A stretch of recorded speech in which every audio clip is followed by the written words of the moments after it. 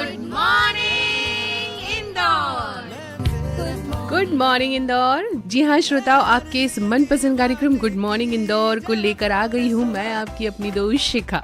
तो स्वीकार कीजिए इस सुनहरी सुबह में मेरा प्यार भरा नमस्कार। श्रोताओ, सुबह केवल एक नया दिन नहीं होता। जब पहली किरण पेड़ों की पत्तियों पर ठहरती है, ओस की बूंदें मोतियों सी चमकती है, पक्षियों का कलरव वातावरण में संगीत घोलता है, तब लगता है मानो धरती स्वयं हमें जीवन का सबसे सरल और गहरा पाठ पढ़ा रही है। प्रकृति से जुड़कर ही श्रोताओं जीवन की असली ताजगी मिलती है। श्रोताओं, इन दिनों इंदौर पर बादल कुछ ज्यादा ही मेहरबान है। जी हाँ, खूब बारिश हो रही है। पर आपको पता है बारिश क्यों होती है? जी हाँ श्रोताओं, बारिश इसलिए होती है ताकि उन पेड़ों को भी पानी मिल सके जिन्हें कोई पानी देने नहीं जाता। श्रोताओं, प्रकृति हर किसी का ख्याल रखती है, हर किसी के लिए दोनों हाथों से अपनी नेमतें लुटाती है। श्रोताओं, आज सुबह की एक बड़ी खूबसूरत बात आपको बताती हूँ। आज सुबह सड़क किनारे एक छोटा सा नीम का पौधा दिखा, उस पर 2 चिड़िया बैठी थी। मेरी गाड़ी तो आगे बढ़ गई, लेकिन मन वही ठहर गया।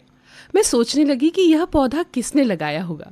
शायद उसे मालूम भी ना हो कि आज इसकी नन्ही सी डाल पर 2 परिंदों ने सुबह सुबह अपना पहला गीत गाया है। कुछ वर्षों बाद जब श्रोताओं यही पौधा किसी राहगीर को तपती दोपहर में छांव देगा, कोई बच्चा इसकी डाल पर झूला डालने का सपना देखेगा, कोई थका हुआ मजदूर 2 पल इसकी छाया में बैठकर सुकून की सांस लेगा, तब शायद वह व्यक्ति जिसने इसे लगाया था वहां होगा भी नहीं। इसीलिए तो कहते हैं श्रोताओं कि पेड़ हमें निस्वार्थ प्रेम का सबसे सुंदर अर्थ सिखाते हैं।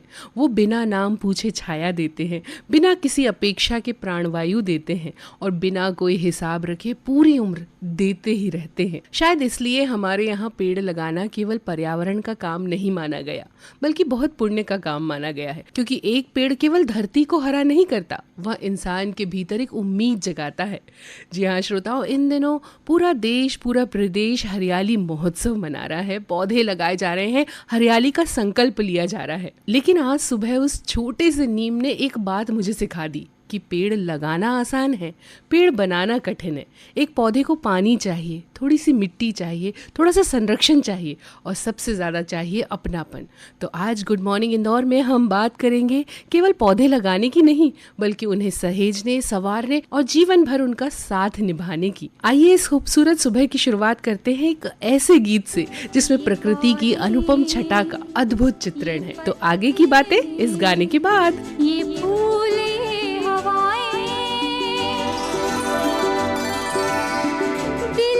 चुराए मुझको लुभाए, हाय मन कहे मैं झूमूं झूमूं मैं गाऊं, मन कहे मैं झूमूं मैं गाऊं।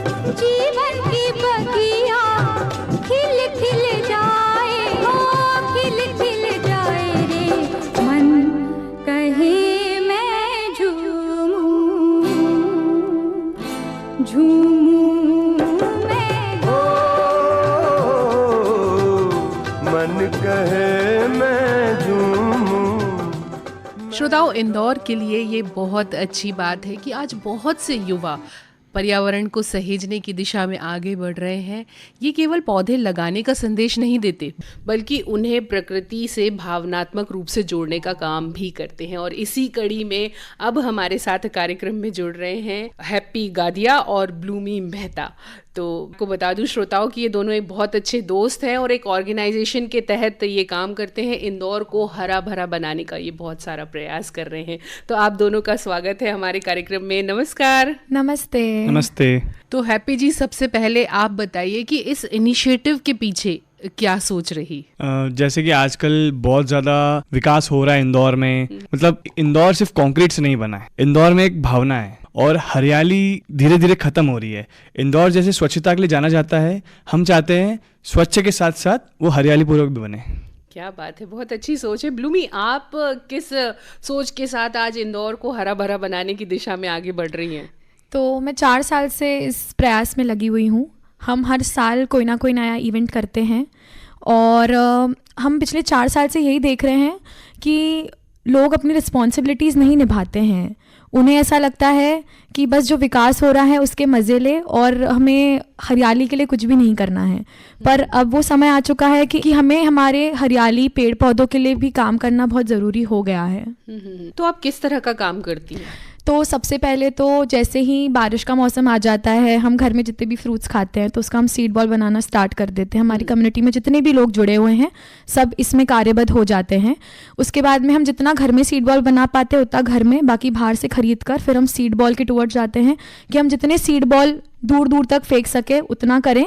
और उसके साथ साथ ही सीड बॉल के साथ में हम अलग अलग जो गार्डन्स हैं नगर निगम के, तो हम उनमें जुड़ जाते हैं। हम कैसे उनको और सुंदर बनाएं, उनको कितना हरा बना सकते हैं, तो हम वो करने लग जाते हैं। अच्छा, तो आप नगर निगम के साथ भी इस काम में जुड़ा हुआ है आपका ऑर्गेनाइजेशन? जी। अच्छा, आप बता रही हैं कि सीड बॉल्स आप लोग बनाते हैं, तो ये किस तरह से बनते हैं और इसको बनाने की तैयारियां आप कितने दिन पहले से शुरू कर देते? तो सीड बॉल बनाना हम लोगों को ऐसा दिखाते हैं कि सीड बॉल बनाना बहुत ही एक इंटरेस्टिंग पार्ट है, तो वैसे हम लोगों को जोड़ते हैं और उसमें अलग अलग सीड्स हम पहले इकट्ठा कर लेते हैं। वो मार्केट से खरीदना पड़ते हैं और जो हमारे पास रहते हैं, जैसे अगर अपनी अपनी आम की गुठली हो गई, अपना जामुन का बीज हो गया, तो उसे लेकर हम बैठ जाते हैं। उसको पूरा पानी से साफ कर लो सबसे पहले तो, और उसके बाद में थोड़ी गीली मिट्टी, एकदम सूखी नहीं, थोड़ी सी गीली मिट्टी में आप हल्का सा एक छोटा सा, मतलब आप समझ सकते हैं ना, अपनी छोटी उंगली जितना आप थोड़ा सा आप मिट्टी लीजिए, उसके अंदर सीड डालिए और उसको एक छोटी सी बॉल बना लीजिए और उसको धूप में सुखा दीजिए।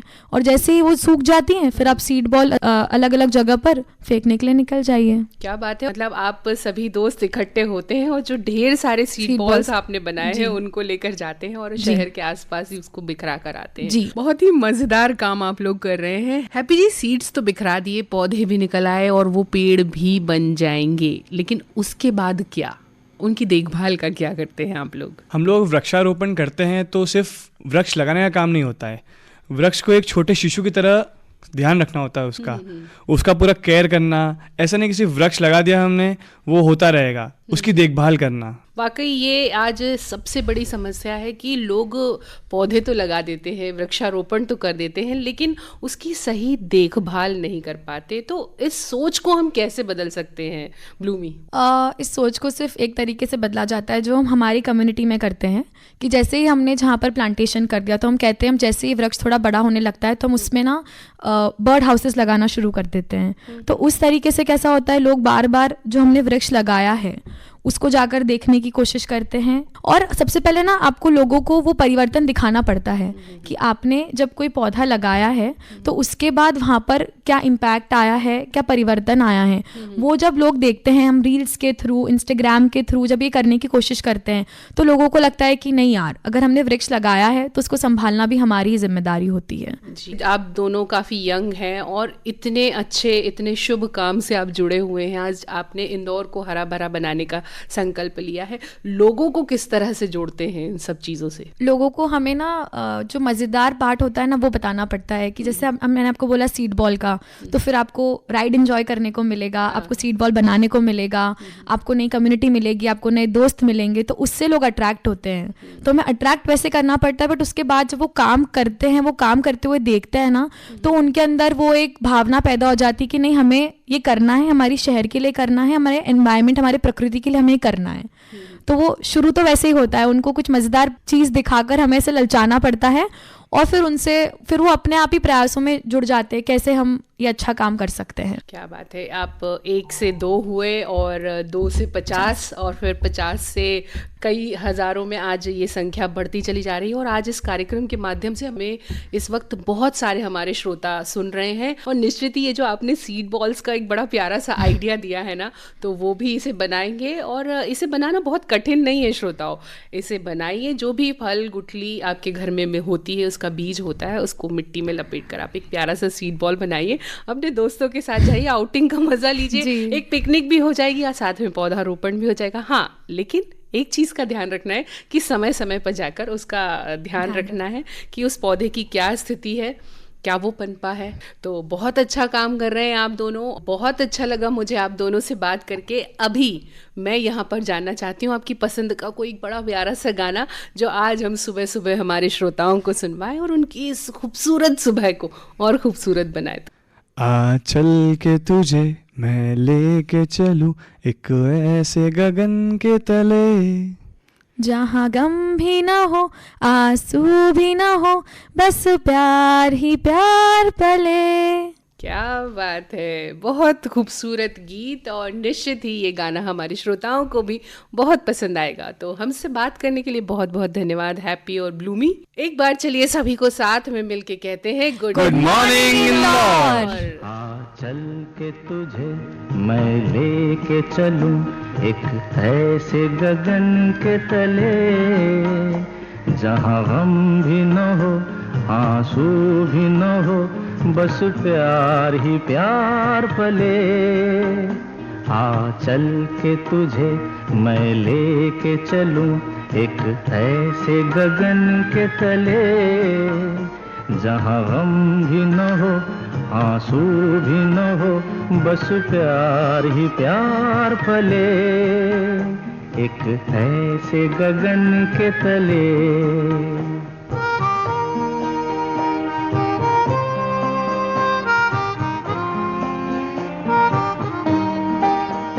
सूरज की पहली किरण से आशा का सवेरा जागे, सूरज की पहली किरण से आशा का सवेरा जागे, चंदा की किरण से धुलकर घनघोर अंधेरा भागे, चंदा की किरण से धुलकर घनघोर अंधेरा भागे।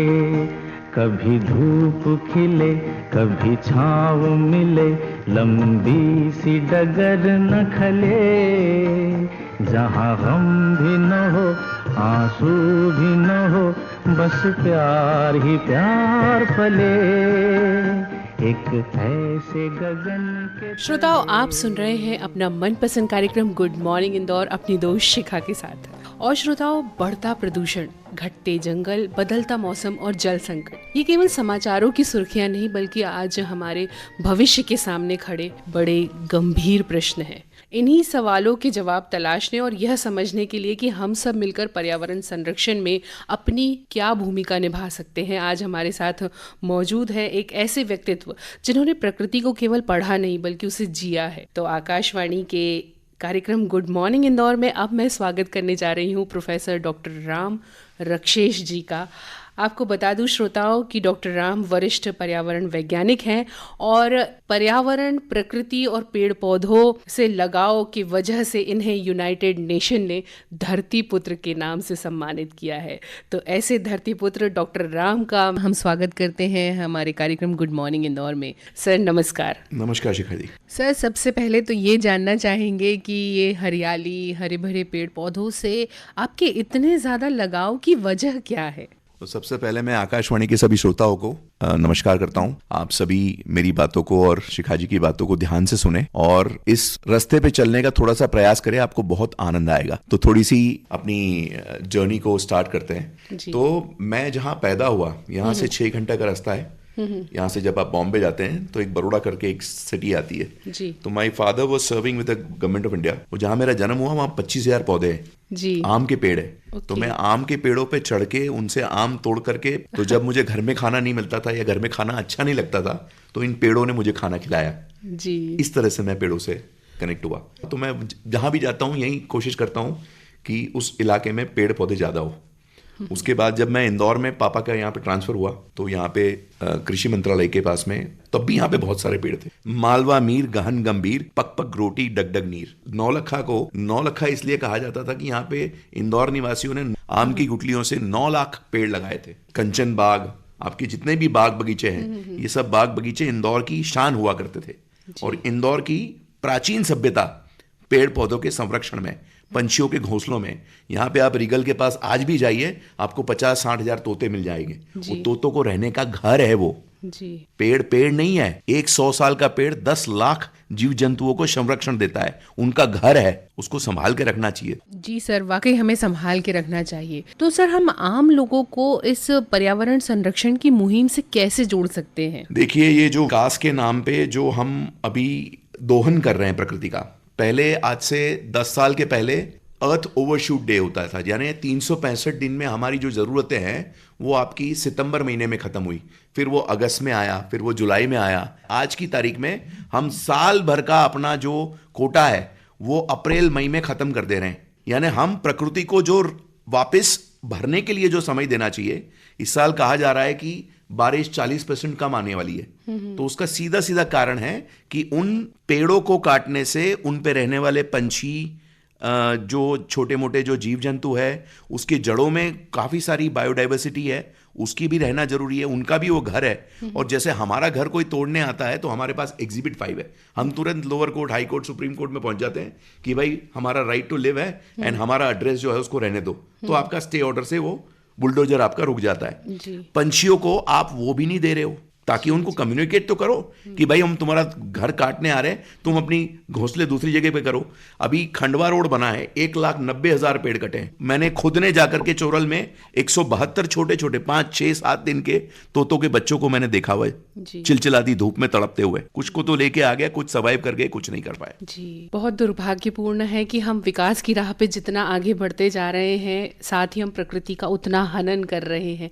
चूंकि आज आप हैं और आपने समस्या को बहुत नज़दीक से देखा है, उसको समझा है और उसे सुधारने, उसे बदलने की दिशा में आप काम कर रहे हैं, तो मैं कुछ ऐसी छोटी छोटी आदतें अगर हम सब में बदलना चाहें तो वो क्या हो सकती हैं जिससे हमारा जो पर्यावरण है, हमारे पेड़ पौधे हैं, वो सहज। देखो, दुनिया में जितने भी लोग रहते हैं, मेरा एक बहुत फेमस डायलॉग है, हम सबके हाथ में 8 उंगलियां हैं, 2 अंगूठे हैं। तो हमें पेड़ पौधे, पर्यावरण को, अपनी सुख शांति समृद्धि को अंगूठे नहीं दिखाने चाहिए, अपनी उंगलियों के साथ मिला करके 2 फलों के, 2 फूलों के, 2 औषधियों के, 2 वनों के, 2 सब्जियों के पेड़ लगाने। जी, मैं ये सपना देख रहा हूँ बहुत सालों से कि इंदौर स्वच्छता में नंबर 1 हो गया, इतने साल हो गए। तो उसके साथ साथ मतलब जो कचरा डाल रहा है, जो प्लास्टिक बॉटल, रैपर, कूड़ा कचरा, बीमारी, बेरोजगारी फैला रहा है, वो इंदौर का निवासी नहीं हो सकता।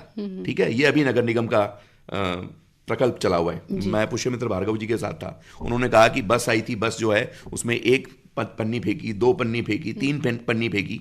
तो उन्होंने बताया कि वो अपनी गाड़ी लेकर के, मेयर की गाड़ी लेकर के उस बस के पीछे गए, उस बस को रोका और उनको पूछा आप कहाँ से आए हो। तो उनको शांति हुई कि भाई मेरे इंदौर के बच्चे ऐसा गंदगी नहीं फैला रहे। हम आमतौर पे जाते हैं मार्केट में, एक नारियल का पानी पी लिया, नारियल का पानी आपको 50 रुपए, 60 रुपए, 70 रुपए, 80 रुपए, 90 रुपए में मिल जाता है। मैंने आफूस का एक बॉक्स लिया, कहीं भी किसी भी दुकान से घर में ला करके उस आफूस का आनंद लिया।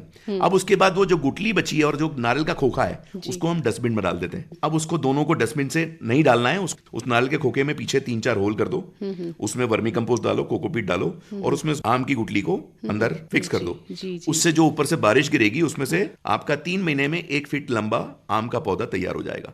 1 पैसा नहीं लगा आपका, क्योंकि आपने पैसे तो नारियल पानी को खरीद के दे दिए। अब उसका जो वेस्ट है वो आपको जितने 1,500 में, 2,500 में, 3,000 में आम खरीद के लेके आए हैं, वो आम आपको 10 साल के बाद में उसको फ्री में मिलेंगे आपको। जी, इसी तरह से बोला था मैंने, मालवा मीर गहन गंभीर पग पग रोटी डग डग नीर। यानी मालवा में रहने वाला हर निवासी इतना गंभीर सोच वाला है कि वो बगैर पैसों के भी पेड़ लगा सकता है। इंदौर का एक निवासी 50 लाख लोग हैं, एक निवासी एक आम की गुठली या जामुन की गुठली या चीकू की गुठली, और उसके साथ में नारियल का खोखा, ये दोनों आपको फ्री में अवेलेबल है, कोई पैसा नहीं लेगा जी। और इतने में मुझे लगता है बहुत बड़ा बदलाव हो जाएगा, बहुत बड़ा। तो बहुत अच्छा लगा मुझे डॉक्टर राम आपसे बात करके, और निश्चित ही आप एक ऐसी समस्या पे काम कर रहे हैं जिस पर काम किया जाना चाहिए और बहुत बड़े स्तर पर किया जाना चाहिए। तो मैं चलते चलते आपसे जानना चाहूंगी एक बहुत प्यारा सा कोई संदेश जो आप हमारे श्रोताओं को दें सबका। देखिए, मैं इंदौर से एनसीसी से मैंने 1MP एयर स्क्वाड्रन से मैंने फ्लाइंग किया, यहाँ से मुझे स्कॉलरशिप मिला था और मुझे निःशुल्क रूप से हवाई जहाज उड़ाने की ट्रेनिंग मिली। तो मैं जब हवाई जहाज उड़ाता था तो मुझे नीचे पेड़ों का झुंड, जैसे आप रालामंडल चले जाइए या तो जहां जहां पेड़ रहते हैं उसको देखना बड़ा प्यारा लगता है ऊपर से हवाई जहाज से। जहां भी ऐसा बिल्डिंग्स होगी वहां पर माचिस का डब्बे दिखेंगे, और अगर आप पेड़ पौधे देखेंगे तो बहुत अट्रैक्टिव दिखता है जहां से झरना जा रहा है। जैसे आप IIT के पास में चले जाइए उस जंगल में, ओमकारेश्वर के फील्ड पे चले जाइए तो बड़ा अट्रैक्टिव होता है। हम सब भारत माता के बच्चे हैं, तो मैं यही बच्चों से कहूंगा कि पूरे संसार में मानव जीवन में मानवीय मूल्यों का पतन हो चुका है, और इसकी रोकथाम के लिए हर शिक्षित जिम्मेदार नागरिक को एक व्यक्तिगत प्रयास करके, इससे एक पौधा बना करके उसको लगा करके उसको 3 से 5 साल बच्चे की तरह उसका पालन पोषण करके उसको रेज करना है। यानी एक व्यक्ति एक पेड़ बस। तो हर एक व्यक्ति रेन वाटर हार्वेस्टिंग करे, बारिश आने वाली है, अपनी छतों का सारा पानी फिल्टर करके अपनी जो बोरिंग की जो पाइप जहां से आप पानी निकालते हैं उसमें वापस डालिए। यहाँ पर जो 800-900 पुरानी बावड़ियाँ, तालाब और छोटे मोटे जो थे, जो मैंने सुना यहाँ पे ज्ञानी लोगों से, छोटी मोटी पहाड़ियाँ होती थी, वो पहाड़ियाँ पेड़ों से लदी होती थी, वो पहाड़ियाँ गायब हो गई, पेड़ गायब हो गए। तो कहीं ना कहीं हम सबको मिल करके वापस, चाहे आप इंदौर के रहने वाले नहीं हैं, दुनिया के किसी भी कोने से माइग्रेट होकर के यहाँ पर आए, पर आप इंदौर में रहते हैं और इंदौर में आपने घर लिया है, आप यहाँ के निवासी हैं, तो एक पेड़ लगाएं अपने नाम से। असल में जितनी आपकी उम्र है उतनी आपके पेड़ पृथ्वी के ऊपर होने चाहिए। तो जो जितनी उम्र का है वो अभी कैलकुलेट कर ले, और जो पुराने पेड़ नहीं लगाए वो अभी लगाएं। जी जी बिल्कुल, बहुत अच्छा संदेश आपने दिया है। वाकई श्रोताओं, प्रकृति हमें हर दिन देती ही रहती है शुद्ध हवा, निर्मल जल, अन्न और जीवन। अब हमारी बारी है कि हम उसे केवल धन्यवाद न कहें बल्कि अपने व्यवहार से उसका ऋण भी चुकाएं। तो बहुत अच्छा लगा मुझे डॉक्टर राम आपसे बात करके, और आज चूंकि आप हमारे मेहमान हैं और हमारे कार्यक्रम की रवायत है कि हम हमारे मेहमान की पसंद का एक गीत हमारे श्रोताओं को सुनवाते हैं, तो कोई एक बहुत प्यारा सा गीत बताइए जो आज हम आपकी तरफ से हमारे श्रोताओं को सुन। तो बॉम्बे में मैं जब गया था तो वो नई बॉम्बे फिल्म आई थी, उसका एक गाना था, तू ही रे तेरे बिना मैं कैसे जीऊं। ये मेरे पेड़ के लिए है जी जी, कि पेड़ नहीं होगा तो हमें सांस ऑक्सीजन कम हो जाएगी।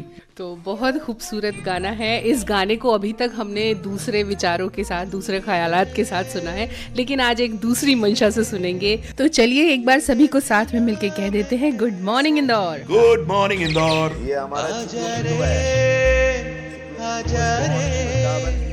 यूं ही तड़पाना तू मुझको, जान रे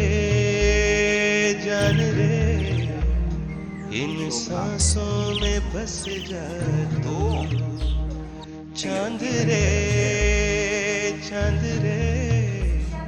आजा दिल की जमीन पे तू, चाहत है अगर आके मुझसे मिल जा तू, या फिर ऐसा कर धरती से मिला दे मुझको, तू ही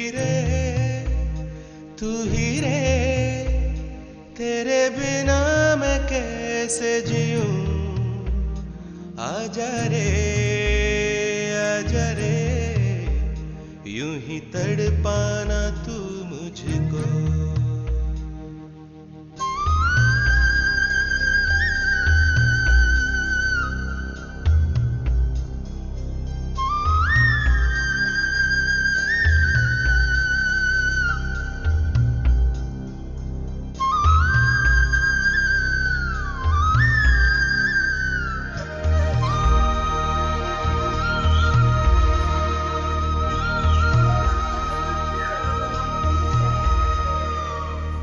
सांसों का देखो तुम पागलपन के, आए नहीं इन्हें चैन, मुझसे ये बोली मैं राहों में तेरी अपने बिछा दूं ये नैन। इन ऊंचे पहाड़ों से जा दे दूंगा मैं गर तुम ना आई कहीं। तुम उधर जाना उम्मीद मेरी जो तोड़ो, इधर ये जहां छोड़ू मैं। मौत और जिंदगी तेरे हाथों में दे दिया रे। आई रे ले मैं आई हूँ तेरे लिए। तोड़ा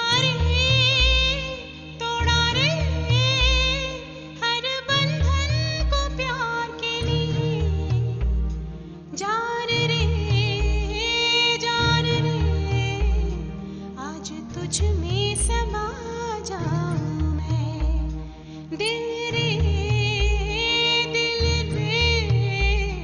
तेरे सांसों में बस जाऊं मैं। चाहत है अगर आके मुझसे मिल जा तू। श्रोताओं, सीमाओं पर तैनात हमारे सैनिक अपने शौर्य, साहस, हाथों में हथियार, आंखों में चौकसी और हृदय में राष्ट्र के प्रति अटूट समर्पण के लिए जाने जाते हैं। पर श्रोताओं, हमारी सेना, हमारे सैनिक केवल सीमाओं के प्रहरी नहीं बल्कि प्रकृति के भी सजग संरक्षक हैं। जी हाँ श्रोताओं, भारतीय सेना अपने मौन के साथ पर्यावरण को सहेजने, जल बचाने और वृक्षारोपण के कार्यों में अपनी उसी मुस्तैदी के साथ अपना योगदान दे रही है। और इन्हीं प्रेरक प्रयासों के बारे में विस्तार से चर्चा करने के लिए आज हमारे साथ स्टूडियो में उपस्थित है ब्रिगेडियर संजीव कुमार। श्रोताओं, आपको बता दूं कि भारतीय सेना के कई सारे अहम दायित्वों का निर्वाह करते हुए आप आर्मी वॉर कॉलेज महू के सीनियर इंस्ट्रक्टर रहे हैं और वर्तमान में आप ग्रुप कमांडर एनसीसी इंदौर हैं और सेना में आने वाली भावी पीढ़ी को तैयार करने का दायित्व निर्वाह कर रहे हैं। तो सर, बहुत बहुत स्वागत है आपका हमारे कार्यक्रम गुड मॉर्निंग इंदौर में। नमस्कार, जय हिंद। जय हिंद शिखा जी, आपने हमारा इस अपने लोकप्रिय प्रोग्राम में स्वागत किया, उसके लिए बहुत बहुत धन्यवाद। धन्यवाद इसलिए भी कि आज का जो विषय आपने चुना है जी, पर्यावरण, वो मेरे हृदय के बहुत करीब है। और आज जब हम बातें करेंगे पर्यावरण के ऊपर तो मैं आपको बताऊंगा कि किस प्रकार सेना अपना योगदान पर्यावरण के लिए दे रही है। जी सर, आमतौर पर है ना, हम सेना को केवल सुरक्षा के दृष्टिकोण से जानते हैं और पर्यावरण संरक्षण जैसे विषयों में सेना की जो भूमिका है वो कितनी व्यापक है। क्या सोच के साथ सेना इस तरह के कार्य को करती है सर? शिखा जी, आपने एकदम सही कहा है कि आम जनता जो सेना को देखती है वो सुरक्षा से जोड़कर देखती है। बहुत कम नागरिकों को पता है कि सेना पर्यावरण के लिए व्यापक रूप से काम कर रही है। जी, तो इसके तहत मैं आपको बताना चाहूंगा कि सेना ने पर्यावरण को पुनर्जीवित करने के लिए इको टास्क फोर्स का गठन किया है। 1980 के दशक में मसूरी की पहाड़ियों में अवैध खनन के कारण हुए विनाश को रोकने के लिए इस बल की शुरुआत की गई थी। जी, इसने बंजर भूमि को हरे भरे जंगलों में बदलने और मरुस्थलीकरण को रोकने के लिए ऐतिहासिक सफलता हासिल की है। 1980 के दशक के बाद ऐसे कई टास्क फोर्स का गठन किया गया है जो आज देश के विभिन्न प्रांतों में कार्यरत, और इसकी सफलता को देखते हुए सरकार ने गंगा एक्शन प्लान के तहत टास्क फोर्स बनाया है जो गंगा की सफाई में कार्यरत है। और 3 साल पहले यमुना के सफाई के लिए भी यमुना टास्क फोर्स गठन किया गया है और वो आज बहुत अच्छा काम कर रहे हैं। जी, क्या बात है सर। हम भारतीय है ना, अपनी सेना के प्रति इतने कृतज्ञ रहते हैं, हमेशा नतमस्तक रहते हैं क्योंकि वो हमारी सुरक्षा के लिए पूरी मुस्तैदी के साथ सीमाओं पर तैनात हैं। पर आज जो पर्यावरण को सहेजने की दिशा में सेना जो काम कर रही है और जिसकी जानकारी आप हमें दे रहे हैं ना, उसे सुनकर मन में कृतज्ञता का ये जो भाव है ना, कई गुना बढ़ गया है सर। अब सर हम बात करते हैं इंदौर की। तो इस वक्त आप और आपकी टीम पर्यावरण संरक्षण से जुड़े हुए कौन कौन से काम कर रही है? शिखा जी, मैं ग्रुप कमांडर एनसीसी इंदौर हूं और मेरा दायित्व है जो पश्चिमी मध्य प्रदेश है उस इलाके के बच्चे जो हैं उनमें अनुशासन और एकता का भाव जागृत करें। जी, साथ में एनसीसी को ये भी मैंडेट दिया गया है कि social service and community development programme के तहत जी विभिन्न कार्यक्रमों में राज्य सरकार और निजी संस्थाओं के साथ भाग लें। इसी के तहत 2024 में यहाँ पे जो रेवती रेंज है जी जी वहाँ पे एक बहुत बड़ा अभियान चलाया गया था और हमारे एनसीसी के हजारों बच्चे वहाँ पे वृक्षारोपण का कार्यक्रम किया था। जी इस साल भी हमें टारगेट दिया गया है डीजी एनसीसी द्वारा जी कि हमारे अंदर जो 17,000 से अधिक कैडेट्स हैं जी वो हर एक बच्चा, हर एक कैडेट एक पेड़ लगाएगा। जी इस अभियान को इस साल हमने एक पायदान ऊपर ले जाने का सोचा है, जिसके तहत यहाँ पे इंदौर के जाने माने मिस्टर राम जो कि पर्यावरण वैज्ञानिक हैं और यहाँ के फॉरेस्ट डिपार्टमेंट के साथ मिलकर जी हमने ये सोचा है कि एनसीसी बच्चों को पेड़ पौधों के बारे में जानकारी दें और उन्हें प्रेरित करें कि वो अपने घर से जो भी फल खाते हैं उसका बीज लेके आएं। फॉरेस्ट डिपार्टमेंट वाले उनको सिखाएंगे कि किस प्रकार उस बीज को आप जब लगाते हैं और उसका संरक्षण करते हैं और उससे जो पौध तैयार होता है जी वो उनके लिए एक अपने बच्चे की तरह होगा। जी जी और अगले साल जब हम वृक्षारोपण का कार्यक्रम करेंगे तो ये बच्चे, ये कैडेट्स इन्हीं पौधों को लगाएंगे। तो ये इस साल का हमारा नई पहल है जो हम जी। इस साल करने जा रहे हैं। सर, इन दिनों हरियाली महोत्सव मनाया जा रहा है और ऐसे अभियान जो है ना वो जागरूकता बढ़ाते हैं लोगों में। क्या आपका विभाग भी नागरिकों और युवाओं को इसमें जोड़ने का प्रयास करता है, और अगर हाँ तो कैसे? शिखा जी, फौज अभी से नहीं कई सालों से स्थानीय लोगों को जोड़ने का काम, उनके साथ मिलकर पर्यावरण की संरक्षण का काम करते आए हैं। अगर हम बात करें इंदौर की, तो इंदौर के पास में ही महू कैंटोनमेंट है और जिन श्रोताओं को नहीं पता है, MHOW का मतलब था military headquarters of war. So military headquarters of war वो फौज की छावनी है जहां पे जितने भी ऑफिसर्स और जवान हैं वो अपने कार्यकाल में कभी न कभी तो वहां आते हैं किसी न किसी ट्रेनिंग के लिए। जी तो आज की डेट में हम आर्मी वॉर कॉलेज के साथ मिलकर बिरछा रेंज है वहां पे बड़े पैमाने में वृक्षारोपण का कार्यक्रम कर रहे हैं। जी, तभी सर वो जो रास्ता है इंदौर से महू तक जाने का इतना खूबसूरत और हरियाली से भरा हुआ दिखाई देता है ना कि मन प्रसन्न हो जाता है सर। और उसके पीछे आप लोगों की, आप सेना की, एनसीसी कैडेट की और जो पर्यावरण प्रेमी हैं उन लोगों की बहुत सारी मेहनत है। सर, सन 2047 में हम अपनी आज़ादी के 100 वर्ष पूरे कर लेंगे। हम विजन 2047 की बात कर रहे हैं। प्रधानमंत्री नरेंद्र मोदी जी का एक बहुत बड़ा सपना है कि भारत जो है अपनी आज़ादी के जब 100 साल पूरे करेगा तो विकास की एक नई परिभाषा जब हम गढ़ने जा रहे हैं, तो विकास भी आवश्यक है सर और पर्यावरण भी आवश्यक है। तो पर्यावरण और विकास हम दोनों का किस तरह से संतुलन कर सकते हैं? शिखा जी, आपने बहुत अच्छी बात कही है और ये निहायत ज़रूरी है कि पर्यावरण और विकास का संतुलन हो जी। और वो संतुलन तभी हो सकता है जब नागरिक के अंदर ये भाव आए कि इसमें हमारी भी हिस्सेदारी है जी। जिस वक्त वो जिम्मेदारी हर एक नागरिक समझेगा, पर्यावरण और विकास में संतुलन अपने आप बनेगा जी। अभी मैं कई लोगों से इंदौर के अंदर जब बातें करता हूँ तो सोशल मीडिया के द्वारा सबको ये पता है कि वृक्ष लगाने के फायदे क्या हैं।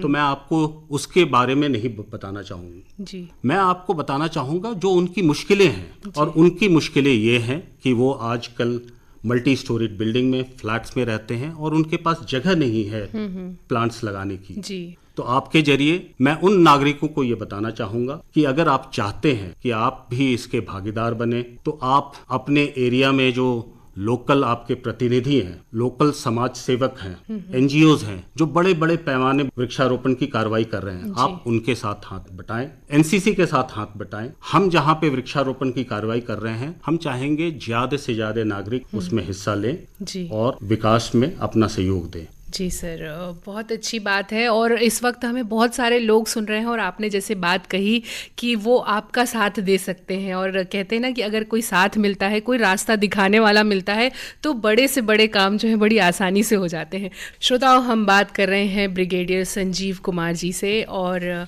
सर, इस वक्त आपको पूरा इंदौर सुन रहा है, बहुत सारे लोग सुन रहे हैं, तो कोई एक अच्छा सा संदेश इस हरियाली महोत्सव के अवसर पर पर्यावरण को सहेजने की दिशा में लोग क्या क्या कर सकते हैं? हम आपसे आपका एक संदेश चाहते हैं। सो इंदौर वासियों, जैसा कि आप सब जानते हैं कि आप लोगों ने मिलजुल कर इंदौर को पिछले 8 सालों से नंबर 1 पोजीशन पे रखा है स्वच्छता के लिए। अब समय आ गया है इस अचीवमेंट को एक पायदान आप ऊपर ले जाएं और इंदौर को हरा भरा शहर बनाने में अपना योगदान दें। तो इंदौर वासियों, मेरी गुजारिश है कि अगर आप पेड़ लगाएं तो उसे अपनाएं, उस वक्त तक अपनाएं जब वो छोटा सा पौधा बड़ा होकर एक पेड़ नहीं बन जाता है। अगर आप ये कर सकते हैं तो इससे बड़ा कंट्रीब्यूशन पर्यावरण के लिए कुछ नहीं हो सकता है। मेरा इंदौर वासियों से निवेदन है कि वो आएं और मिलके ये संकल्प लें कि हम अधिक से अधिक पौधे लगाएंगे, लगाए गए प्रत्येक पौधे की सुरक्षा एवं देखभाल करेंगे। हम सब मिलके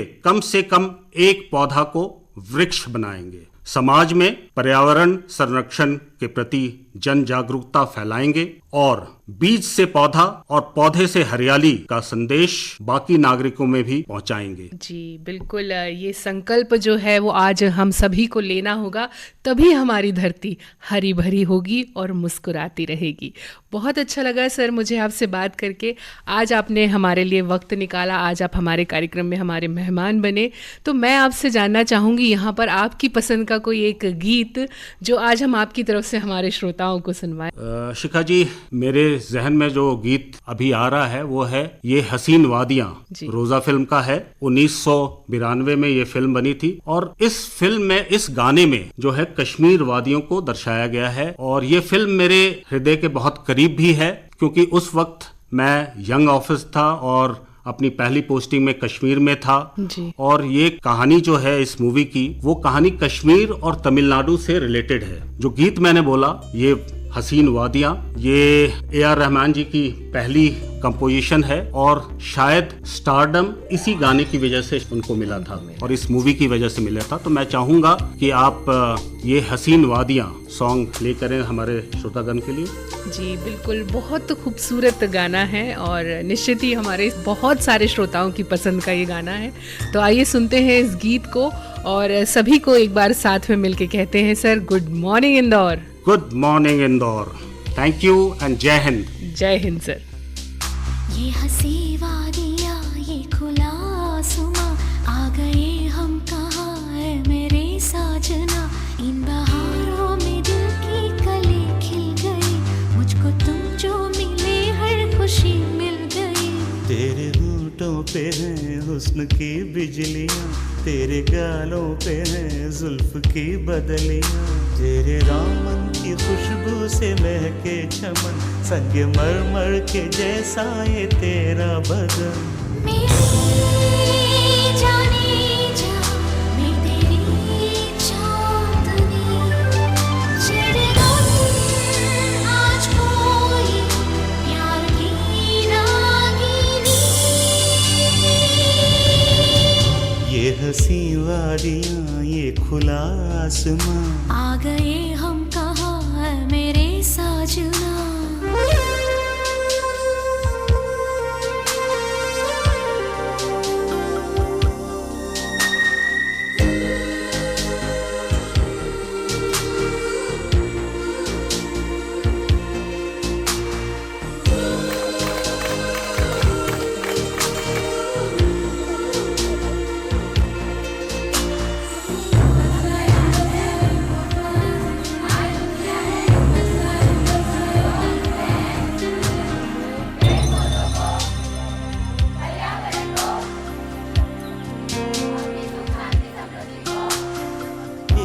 बंधन है प्यार का, देखो टूटे न सजनी। ये जन्मों का साथ है, देखो छूटे न सजना। तेरे आंचल की छाँव के तले मेरी मंजिल मुझे मिल गई। तेरी पलकों की छाँव के तले मोहब्बत मुझे मिल गई। ये हंसी वादियाँ, ये खुला आसमां, आ गए हम कहाँ है मेरे साथ। तो श्रोताओं, हमारे इन एक्सपर्ट से बात करके ये तो समझ में आया कि पेड़ लगाना एक दिन का उत्सव है, लेकिन पेड़ सहेजना जीवन भर का संस्कार है। हम पेड़ नहीं लगाते, हम आने वाली पीढ़ियों के लिए छांव बोते हैं। तो श्रोताओं, आज के कार्यक्रम में बस इतना ही। अभी स्वीकार कीजिए अपनी दोस्त शिखा का नमस्कार। Good morning Indore. Morning Indore. Good morning